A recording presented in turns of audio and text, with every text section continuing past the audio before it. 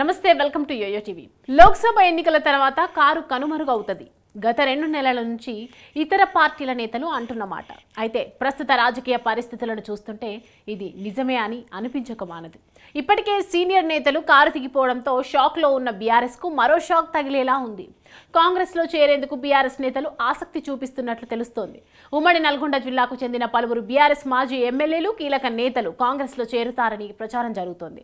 లోక్సభ ఎన్నికల ఫలితాల అనంతరం ఆ నేతలు కాంగ్రెస్ తీర్థం పుచ్చుకోనున్నట్లు టాక్ నడుస్తోంది. అసెంబ్లీ ఎన్నికల్లో 12 నియోజకవర్గాల్లో 11 స్థానాలు కైవసం చేసుకున్న కాంగ్రెస్ పార్టీ భువనగిరి, నల్గొండ ఎంపీ సీట్లు కూడా భారీ మెజారిటీతో గెలుస్తామని పార్టీ ధీమా వ్యక్తం చేస్తోంది. లోక్సభ ఎన్నికల ఫలితాల అనంతరం ఉమ్మడి నల్గొండ జిల్లాలో బీఆర్ఎస్ దాదాపు కనుమరుగు అయ్యే అవకాశం ఉందని పొలిటికల్ సర్కిల్లో హాట్ టాపిక్. ఎంపీ ఎన్నికల సమయంలో భువనగిరి మాజీ ఎమ్మెల్యే పైల శేఖర్ రెడ్డి కాంగ్రెస్లో చేరుతారనే ప్రచారం జరిగింది.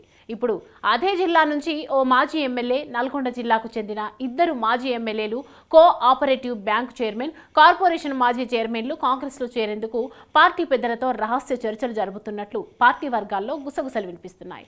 ఉమ్మడి జిల్లాకు చెందిన ఓ కాంగ్రెస్ బడా నేత చేరికలపై తెర వెనుక చక్రం తిప్పుతున్నట్లు తెలుస్తోంది. ఉమ్మడి నల్గొండలో కాంగ్రెస్ హవా మరింత పెంచేందుకు బడా నేత ప్లాన్ చేస్తున్నట్లు సమాచారం.